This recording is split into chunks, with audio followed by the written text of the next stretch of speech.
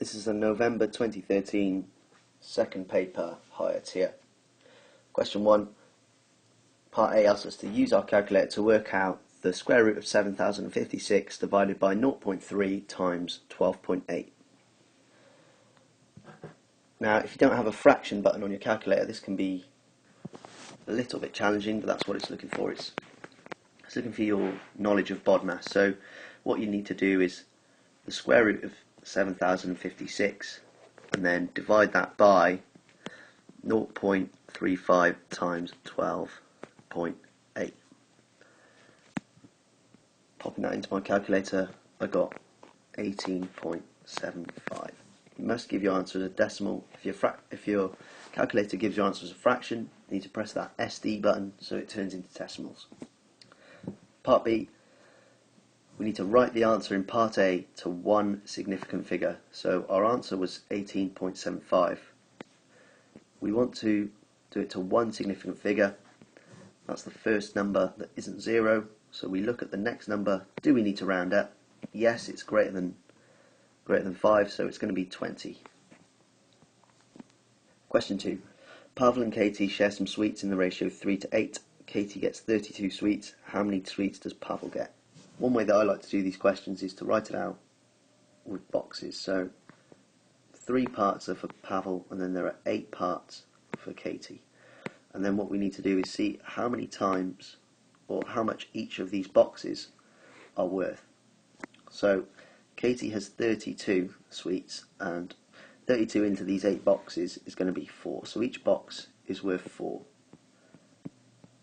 which means that Pavel's got 3 boxes of 4. So Pavel will get 12 sweets. The second part of the question says that Katie has a tin of chocolates. There are 80 chocolates in the tin. 45% have toffee in the middle. What number have toffee in the middle? So we need to find 45% of 80.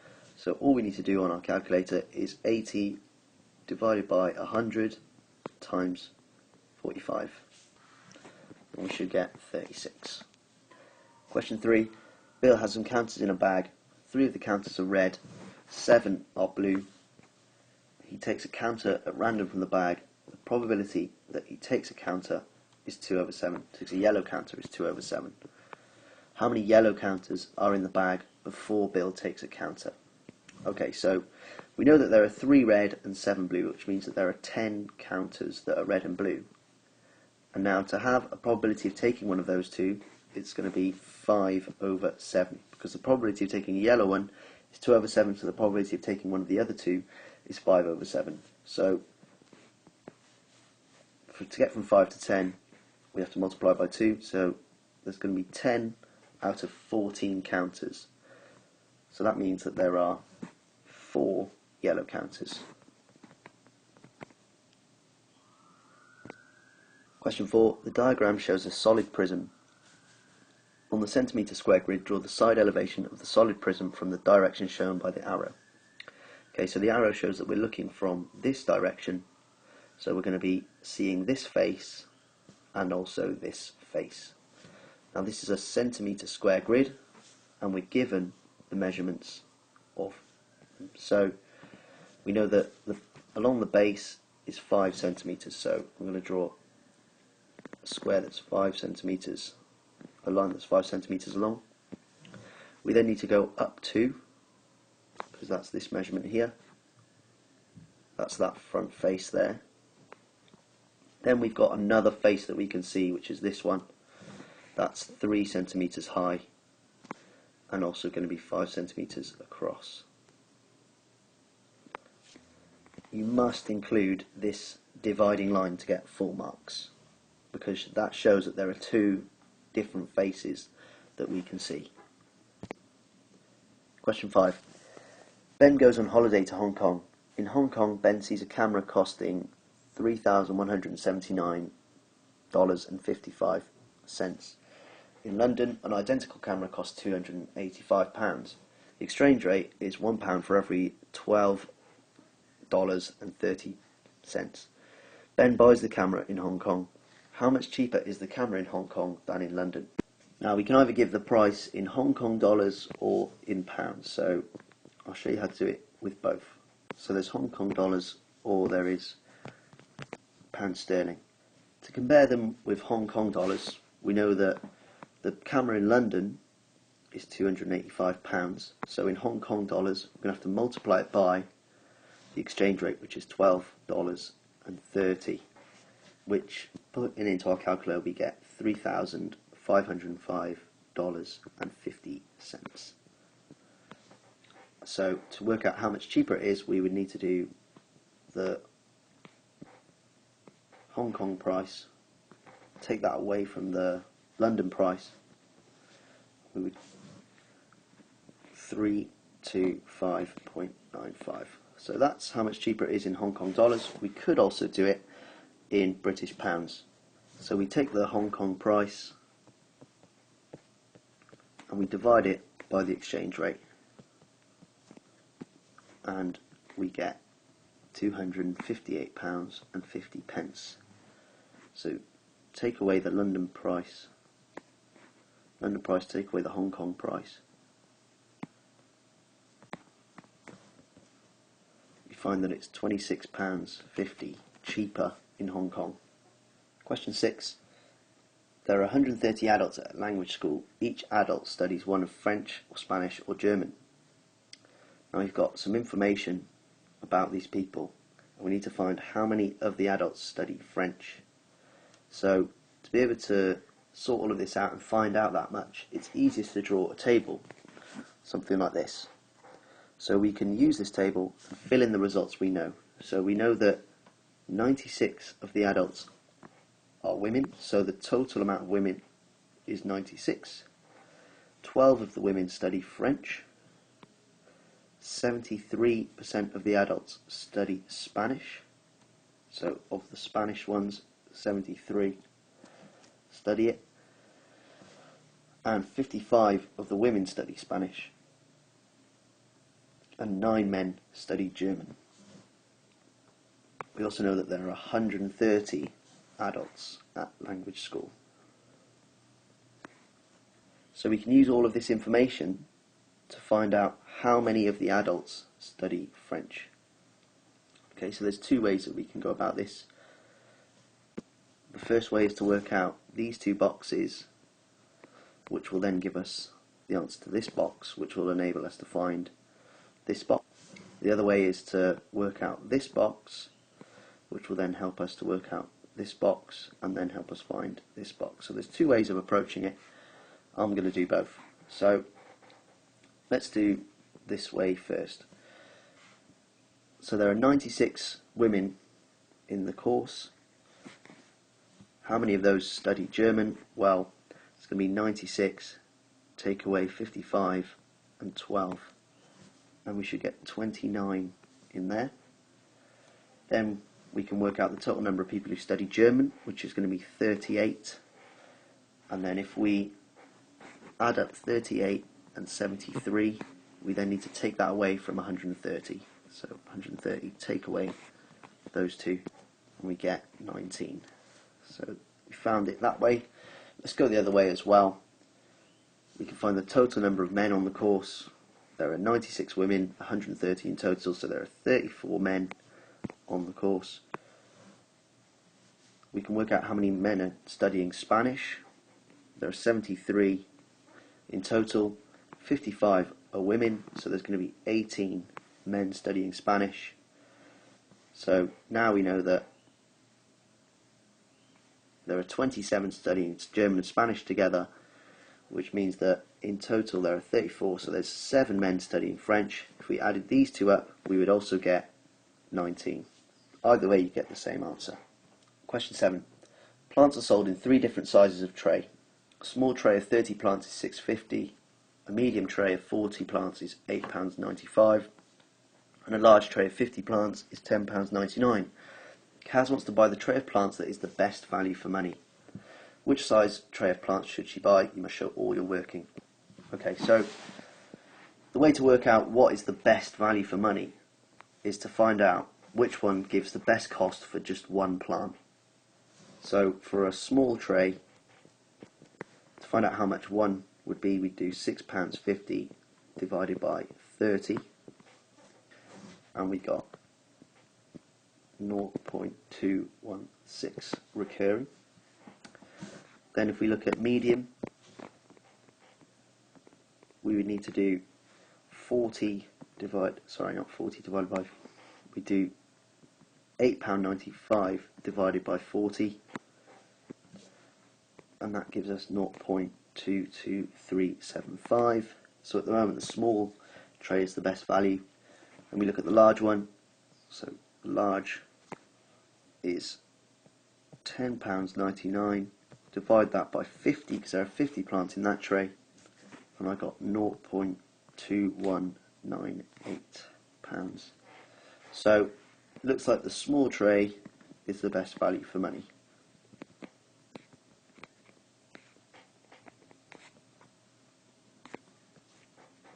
Question 8. We need to find the nth term of this arithmetic sequence. Well, at GCSE level it's quite basic. The increase is 7 every time, so it's replicating the 7 times table, so it's 7n, but then we need to think how we get from the 7 times table to our terms. Well, in the 7 times table it goes 7, 14, 21, 28, so the difference between them is -4. The other way of finding this second term is by thinking about the 0 term. So what term would be 7 less than 3? It would also be -4. So you put that in there. We're then asked, is 150 a term of this sequence? And we must explain how you get your answer. Well, you can do it as an equation. So 7n minus 4 equals 150. If we get a whole number answer, then 150 is a part of the sequence. So 7n equals 150 plus 4, 7n equals 154, n equals 154 divided by 7, n equals 22. So yes, 150 is the 22nd term of the sequence.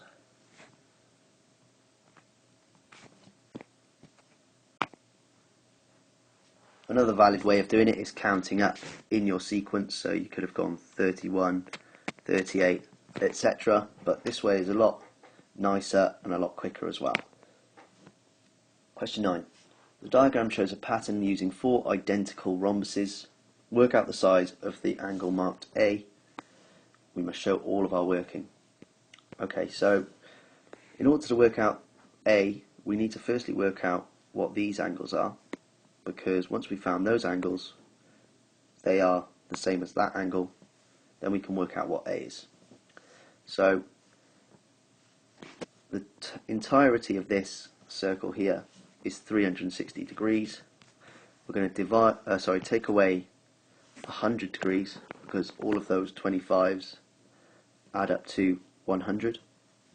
So we're left with 260 degrees. To then find one of them, we need to do 260 divided by 4, which leaves us with 65 degrees. So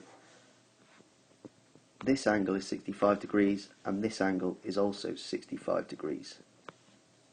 Now, all the angles in a rhombus or any quadrilateral add up to 360. So it's 360, take away 65 plus 65, which is 130 degrees. We're left with 230 degrees. We then need to divide that by 2 because both of these angles are the same. So 230 divided by 2 is 115 degrees. So A equals 115 degrees. Question 10. Sasha takes a music exam. The table shows the result that Sasha can get for different percentages in her music exam. She gets 62 out of 80 in her music exam. What result does she get? I'm going to show you working. Okay, so to work this out as a percentage, we need to do 62 divided by 80 multiplied by 100, and she got 77.5%. Now, looking at the table, which one does that fit into? Fits nicely into this merit category, so Sasha got a merit. Question 11, we're asked to simplify x to the power of 7 times x to the power of 3. Well, when you multiply these, you add the powers, so it's x to the power of 10. We're then asked to simplify m to the power of 4 all to the power of 3, so that means we've got m to the power of 4 times m to the power of 4 times m to the power of 4. Add all of those up, we get m to the power of 12. You can just multiply these two powers together to find out this answer. Now we are dividing, so we're asked to simplify 36a f to the power of 8 divided by 12a to the power of 5 f to the power of 2. Well, we'll deal with each term separately, so we've got 36 a f to the power of 8 over 12 a to the power of 5 f to the power of 2. Okay, so let's deal with the red. 36 divided by 12, that's going to be 3. Then we've got a divided by a to the power of 5, that's a to the power of minus 4. When we're dividing, we take away the powers, and then finally we'll be f to the power of 8 divided by f to the power of 2, which is f to the power of 6. You could also have left it as 3f to the power of 6 over a to the power of 4, because dividing by a to the power of 4 is the same as a to the minus 4. Question 12. A circle has a diameter of 140 centimetres. We're asked to work out the circumference of the circle. Okay, well, the formula for working out the circumference of a circle is just pi times the diameter, so it's pi times 140. On my calculator I got 439.8229715. We're asked to round it to 3 significant figures, so we need to look at the third figure that isn't 0. So that's this one, this 9. We then look at the next number. Do we need to round up? Yes, that's greater than 5. So if we round up this 9, that'll become a 10, so we'll carry a 1 into the next one, so we should get 440. Okay, so question 13. Axel and Lethner are driving along a motorway. They see a road sign. The road sign shows the distance to junction 8. It also shows the average time drivers will take to get to junction 8. The speed limit on the motorway is 70 miles an hour. Lethner says we'll have to drive faster than the speed limit to go 30 miles in 26 minutes. Is she right? You must show how you got your answer. Okay, well, we need to work out what speed you'd have to go to travel 30 miles in 26 minutes. Speed equals distance divided by time. So the speed you'd have to go to achieve 30 miles in 26 minutes is going to be 30 miles over 26 minutes. And from that you get the speed in miles per minute, because we've divided it by minutes, so we get 1.153 846, and those are recurring.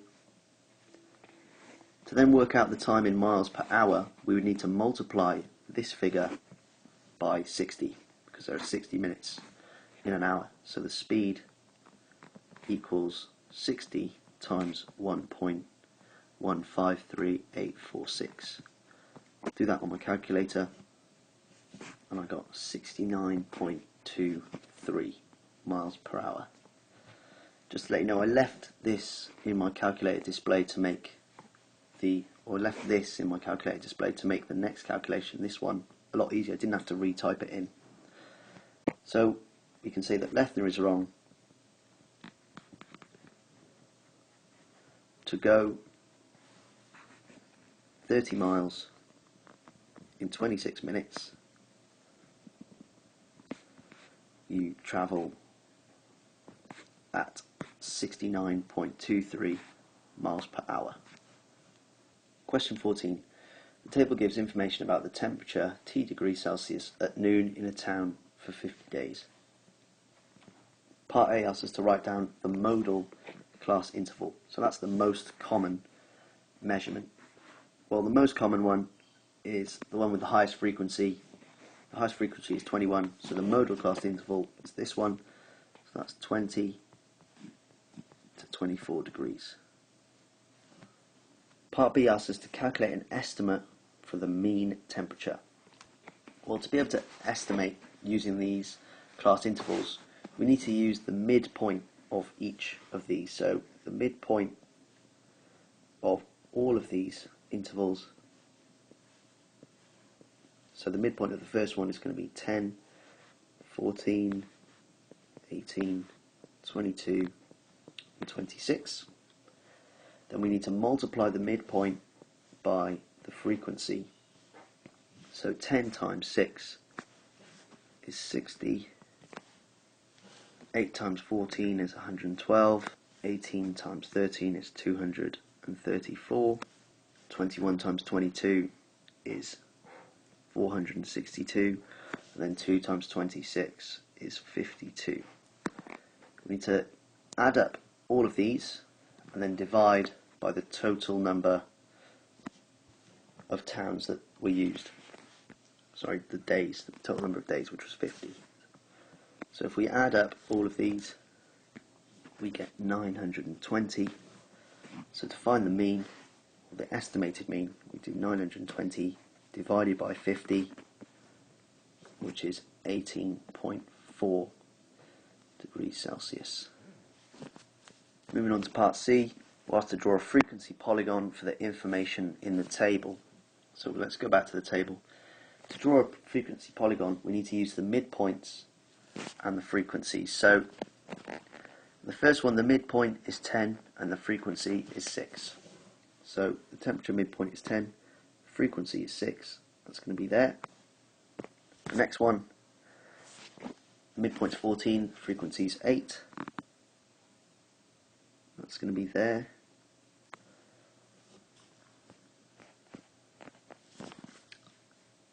For the third one, the midpoint is 18, the frequency is 13.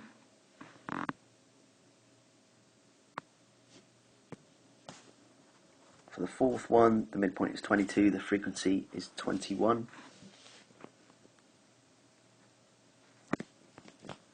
And then finally for the last one, the midpoint is 26, but the frequency is 2. So that's our frequency polygon. It's not finished yet. We need to draw them all up, join up all the points with a straight line with a ruler. It's not a curve, it's a polygon. So make sure you use a ruler for this. And that's our finished frequency polygon. Question 15, here is a right angled triangle. Work out the length of AC. Give your answer correct to 1 decimal place. Well, we need to work out this length. We know it's a right angled triangle, so we can use Pythagoras' theorem. A squared equals B squared plus C squared. So this is A, this is B, and this is C. So A squared equals 70 squared plus 39 squared. A squared equals 6,421, which means that A equals the square root of 6,421. A equals 80.1311421. Those are all the figures that are in my calculator. We're asked to give it to 1 decimal place. So go to the first decimal place, look at the next number. Do we need to round up or down? We don't round up, so we keep it as 80.1 centimetres. And that is to 1 decimal place. Question 16, we're asked to solve this equation. So the first thing we need to do is multiply out this bracket. So we'll get 5f minus 15 equals f plus 10. Collect all of the like terms, so we'll get 4f equals 25, f equals 25 divided by 4, f equals 6.25. Part B asks us to solve this equation now. This is a little bit more challenging, so give myself some space. We've got h plus 7 over 3 plus 2h minus 1 over 2 equals 5 over 6. Okay, so we need to get rid of these denominators. I'm going to get rid of the 3 first, so we're going to multiply the whole equation through by 3. So we'll have h plus 7, the 3's will cancel, so I'll leave it at that, plus 3 times 2h minus 1 all over 2 equals 5 times 3 over 6. So we've got rid of that 3. Now we need to get rid of this 2. So multiply it all through by that 2. That will leave us with 2 times h plus 7 plus 3 times 2h minus 1. The 2 that we multiply through will cancel with the 2 underneath, so we don't have to write that. And we get 5 times 3 times 2 all over 6. Now we need to multiply it all through, so we'll get 2h plus 14 plus 6h minus 3 equals 5 times 3 times 2 is 30, divided by 6 is 5. Collect all the like terms. 8h plus 11 equals 5.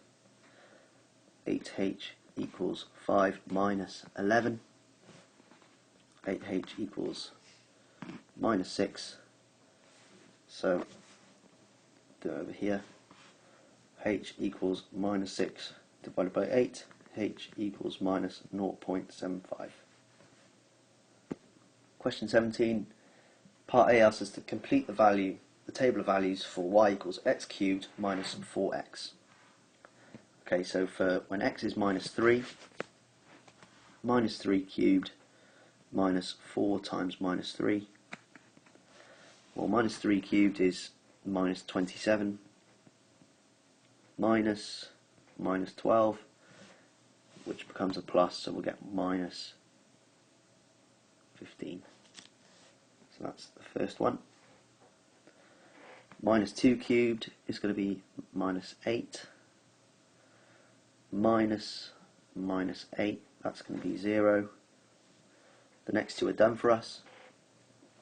Then we've got 1 cubed minus 4 times 1, which is going to be minus 3. Then 2 cubed, which is 8. Minus 4 times 2, which is 8. It's going to be 0 again. So now we need to plot them on the graph. So when x is minus 3, y is 15. That's down there. When x is minus 2, y is 0. That's there. When x is minus 1, y is 3. When x is 0, y is 0 as well. When x is 1, y is minus 3. When x is 2, y is 0. And when x is 3, y is 15. Okay, now we need to join them all up with a smooth curve.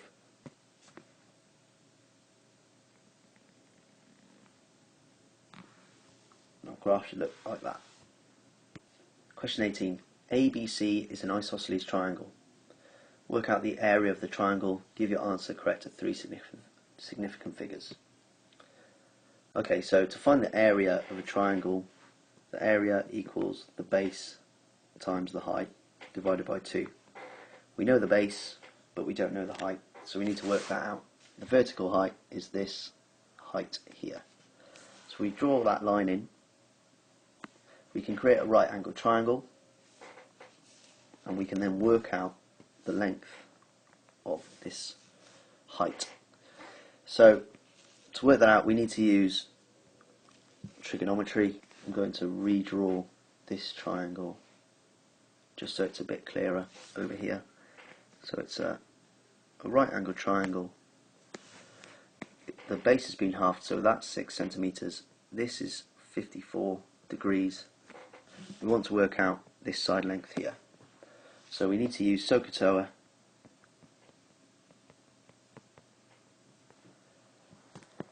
What do we have? We've got the angle, we've got the adjacent and the opposite. We haven't got the hypotenuse, so we can't use these two. We've got the adjacent and the opposite, so we can use tan.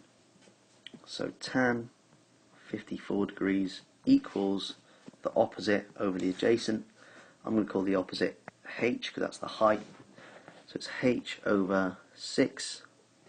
So to find h we need to do 6 times tan 54.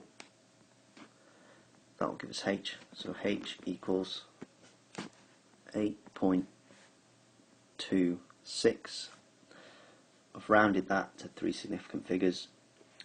So if h is 8.26, we then do the base times the height and then divide it by 2. So that will give us our area, which gave me 49.56. I used the rounded number. If I hadn't, I would have got something slightly less than that. But it doesn't really matter. The mark scheme allows you to have this. If they're asking you to round to 3 significant figures, you can round your working to that same amount as well. So we've got 49.56. We need to do it to 3 significant figures. So that's the first 3 that aren't 0. Look at the next one. Do we need to round up? Yes, we do. It's over 5. So it's 49.6 centimetres squared. That's our area there. Question 19. We need to write 7.8 times 10 to the power of minus 4 as an ordinary number. Okay, so the decimal point is going to jump 4 places to the left. So that's 1, 2, 3, 4. So our new decimal point is going to be there. We're going to have 0.00078. Part B asks us to write 95,600,000 as a number in standard form. Well, to start with, the decimal point is there. How many places does it have to jump to become a number between 1 and 10? Well, it's going to jump 1, 2, 3, 4, 5, 6, 7 places. So we'll have 9.56 times 10 to the power of 7. Question 20. In a sale, normal prices are reduced by 20%. A washing machine has a sale price of £464. By how much money is the normal price of the washing machine reduced? Okay, so the sale price of the washing machine is £464. So that means that that is 80% of the normal price. So the normal price is 100%. To find 1% of the normal price, we need to do 464 divided by 80, then multiply that by 100 to get what the normal price is. If we do all that on our calculator, we'll get £580. We're asked by how much money is the normal price of the washing machine reduced. So to find the reduction in the price, we need to do £580 take away £464. That gives us £116. Question 21. A asks us to factorise 4x squared minus 9. Because this is a square number, we know that it'll be 2x plus 3, because the square root of 9 is 3, times 2x minus 3. Part B asks us to make m the subject of the formula. So we want to isolate the m terms. So I'm going to take this one to that side so it's all positive m's and take the 5 over here. So we'll get g minus 5 equals am plus 3m. Now we need to take out the m terms from these two. So g minus 5 equals m times a plus 3. We'll then divide both sides by a plus 3 to get rid of it and keep m on its own. So we'll have g minus 5 divided by a plus 3 equals m. I'll write it the other way around. m equals g minus 5 over a plus 3. Question 22. The diagram shows a trapezium. All the measurements are in centimetres. The area of the trapezium is 351 centimetres squared. We need to show that 2x squared plus x minus 351 equals 0. Okay, so for the area of a trapezium, we're given that in the formula book. It's half a plus b times the height. Okay, so let's put all of these values into that. So the two parallel sides are a and b. So it's a half of x minus 4 plus x plus 5, and that's all multiplied by the height, which is 2x. Okay, so I'm going to sort out the things in the bracket before I multiply it by 2x. So we'll get 2x plus 1 inside the bracket. We've got to divide that by 2 and multiply it by 2x. Well, these two cancel, so that becomes a 1, and that also becomes a 1. Now we just need to multiply what's inside the bracket by x. So we'll get 2x squared plus x, and that will equal the area, which is 351 centimetres squared.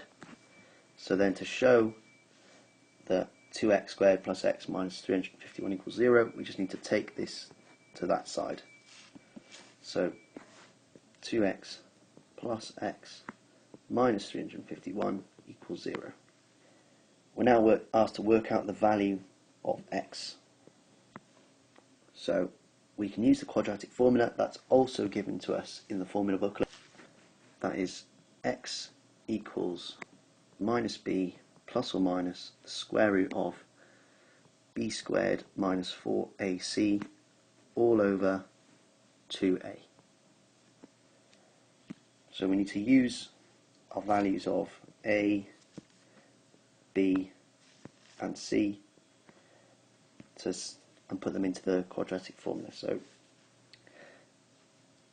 x equals, b is just 1, there's nothing in front of the x, so it's minus b, so that's minus 1, plus or minus the square root of 1 squared, which is 1, minus 4 times a and c, so it's 4 times 2 and minus 351. That's all divided by 2a, which is 2 times 2. So x equals minus 1 plus or minus the square root of 2,809. That's all divided by 4. Okay, so x equals minus 1 plus the square root of 2,809 divided by 4, or it equals minus 1 minus the square root of 2,809 divided by 4. Well, let's work out the first one, and we get 13. And in the alternative, we're going to get a negative answer. We get minus 13.5. Now, we know that these lengths can't be negative. X must be greater than 0, so x equals 13. Question 23. The table shows information about 1,065 students. Elena takes a stratified sample of 120 students by year group and by gender. Work out the number of Year 8 female students in her sample. Well, we need to work out the proportion of female Year 8 students in the school to work out the proportion that will be in the sample. So the proportion that are in the school is 134 divided by 1,065, and then we need to multiply that proportion by the number in the sample. So 134 divided by 1,065 is 0.1258 to 4 decimal places. I'm going to multiply that by 120, and I get 15.09859. We can't have 15.09859 females, so we need to round it. I'm going to round it down to 15. Question 24. The diagram shows a large tin of pet food in the shape of a cylinder. The tin has a radius of 6.5 centimeters and a height of 11.5 centimeters. The pet food company wants to make a new size of tin. It will have a radius of 5.8 but will have the same volume. Calculate the height of the new tin and give our answer correct to 1 decimal place. Okay, so firstly we need to work out the volume of this. Now the volume is the area of the cross section multiplied by the height. So the area of that cross section is going to be pi r squared, so pi times 6.5 squared, and multiply it by 11.5. We get an answer of 1526.42. That's the volume of the tin. We now want to find out what the height of a new tin would be, where the volume is the same but the radius this time is 5.8. So the volume is 1526.42, and we get that by doing pi times the radius, the new radius is 5.8, times the height. So we need to find h. So we're going to rearrange this equation to make h the subject. So we're going to get h equals 1526.42 divided by 5.8 squared times pi. So h equals 14.44. That's to 2 decimal places. We want to give it to 1 decimal place, so the height equals 14.4 centimeters. Question 25. A and B are straight lines. Line A has the equation 2y equals 3x plus 8. Line B goes through the points -1, 2 and 2, 8. Do the lines intersect? You must show all your working. Okay, so to tell you whether or not they intersect, we need to find out whether the lines are parallel or not. If they're parallel, they won't intersect, but if they aren't parallel, they will intersect. And the way we find out if they're parallel or not is by working out the gradients. So for line A, we've got 2y equals 3x plus 8. If we divide that by 2, we'll get it in the form y equals mx plus c. So y equals 1.5x plus 4. So for line A, the gradient is 1.5. To find the gradient of line B, we need to do the change in y over the change in x. Now the change in y, we've got 2 and 8, so the change in y is positive 6, and the change in x is -1 to 3, that's positive 3, so m equals 2.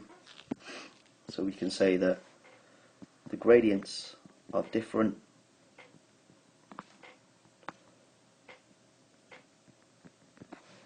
therefore the lines are not parallel,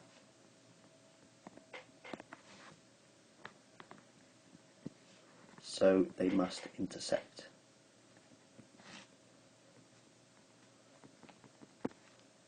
Question 26. The diagram shows triangle LMN.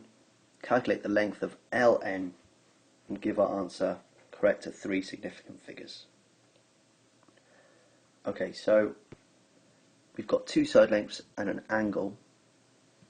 We need to work out the side length LN. It's not a right angle triangle, so we can't use SOHCAHTOA or Pythagoras' theorem. So instead, we're going to have to use the sine rule. That is given to us in the formula booklet. So A over sine A equals B over sine B, which equals C over sine C. Let's use those. So let's call this one A, which means that this is sine A, or it's just A. This one is B, which means that this is B, and then this length here is C, which means that this length is C. We can't find LN because we don't have that angle there, so we're going to have to find B first in order to work out what angle C is.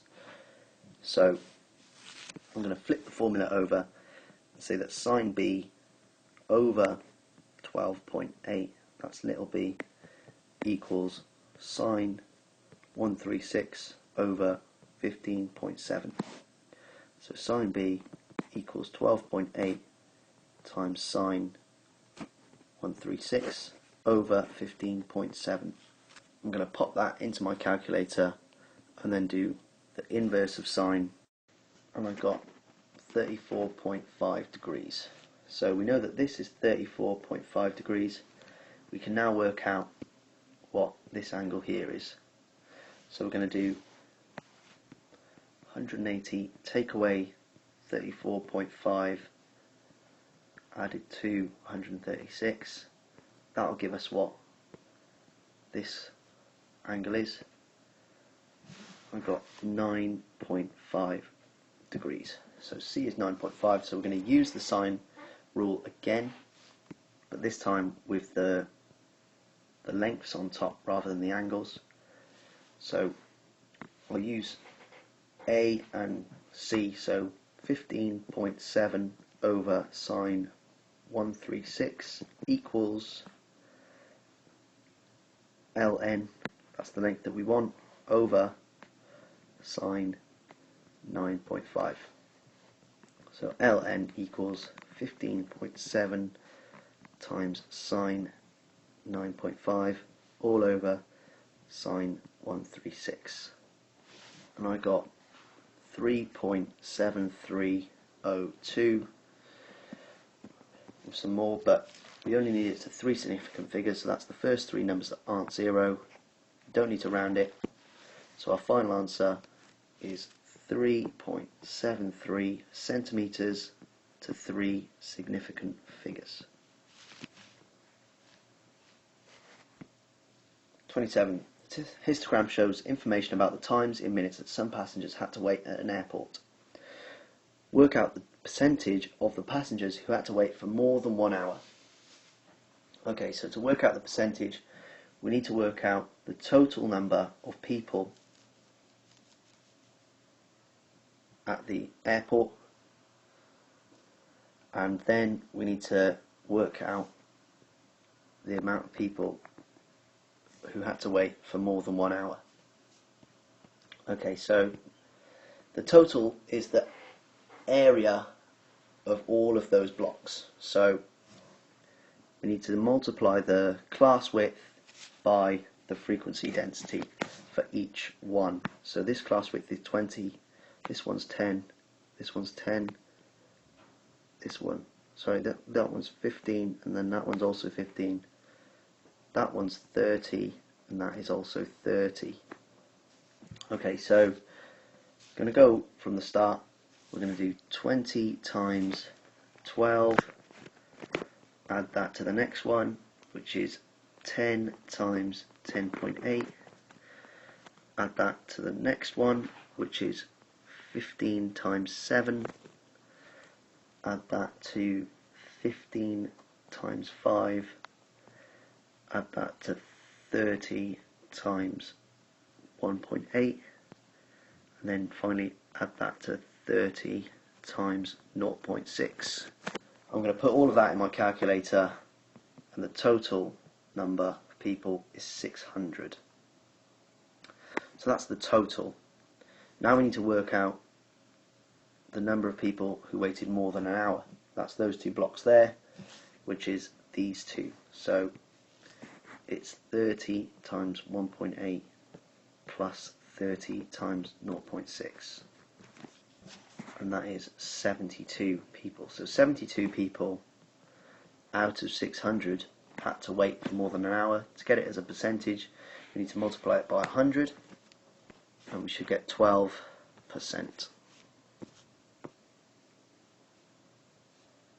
Question 28. AOC and BOD are diameters of a circle, centre O. Prove that ABD, that's this one, is congruent to triangle DCA. So that's this one here. So to prove that those two triangles are congruent. Now, congruent triangles will either have a side, angle, side the same, side, side, side, right angle, hypotenuse and the side, an angle, side, and an angle, or angle, angle, side. So we can try and find any one of those 5 combinations to prove that they are the same. Well, one thing that we can see that is the same in both of them is that AD is common. So that's common to both of them, so they have that as the same side. Also,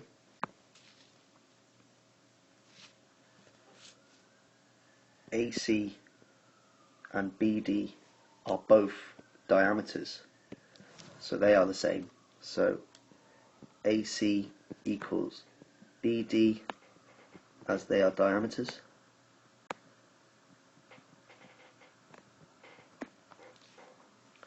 And then because they are diameters, these are triangles in a semicircle, so that's a right angle and that is also a right angle. So BAD, angle BAD equals 90 degrees, and angle ADC equals 90 degrees because they are triangles in a semicircle.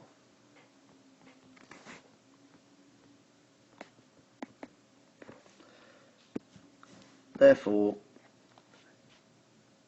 ABD and DCA are congruent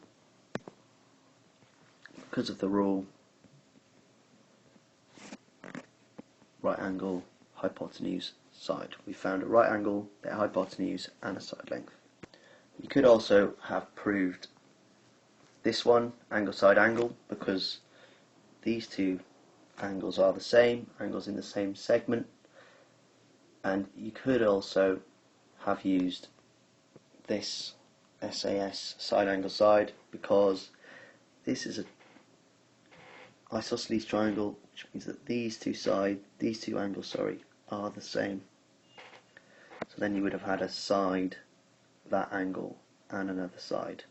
Same with the other one. Okay, so there are 3 proofs there that you could have used. I used right angle, hypotenuse, and side. Okay, so that was the 2013 November Paper 2 higher tier.